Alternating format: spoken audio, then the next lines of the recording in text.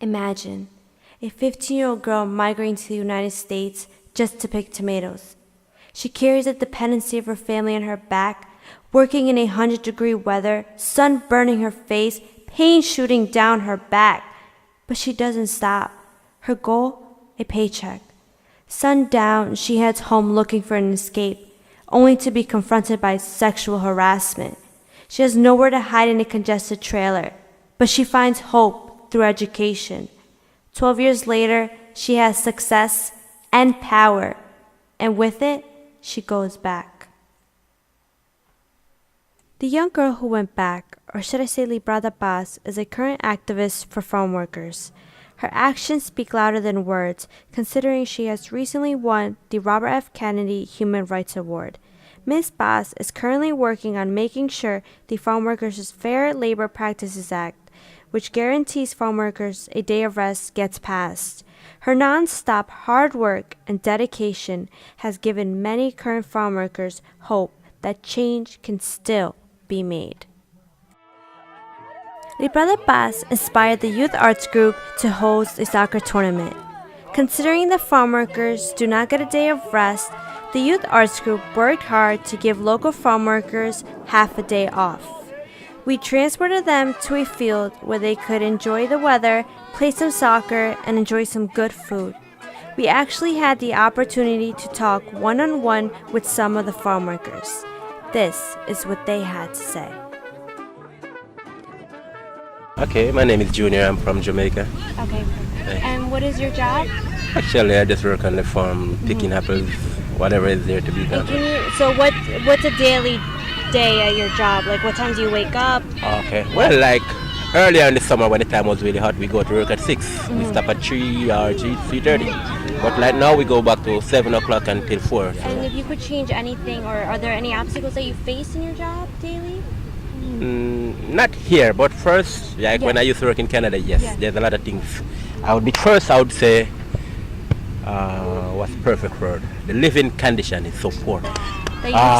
Personal experience, yes, I get injured, not here, but while I was away in Canada. As you can see my eye, I broke my cheekbone 010, and that was really hard, and there's no compensation for that. They don't treat us like a person. When you're there on the program, they treat us as a number. And once something goes wrong, what they do is just replace that number. And that's the main reason why I kind of find it really hard to go back to Canada to work. They don't treat us like a person. My cheekbone was broken, my eyes was badly damaged for 6 weeks. I couldn't eat anything for like 4 weeks, which I could chew on. And at that time, my eyes was really closed up because of swelling and everything. And my employer at that time wanted me to go back to work, even though my doctor wrote a letter stating that I should not work.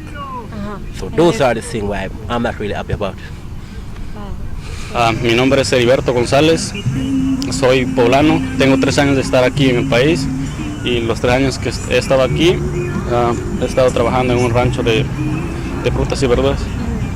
Un día en mi trabajo, pues me levanto como a las 6 de la mañana para, a veces más temprano, depende a qué hora entre. Cuando entro a las 6 de la mañana me levanto a las 5. Pues es pesado que no tenemos día de descanso.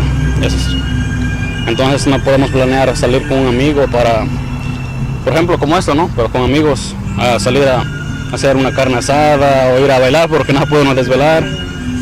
A veces lo hace uno, pero es sacrificio porque sabes que te tienes que levantar a trabajar al siguiente día.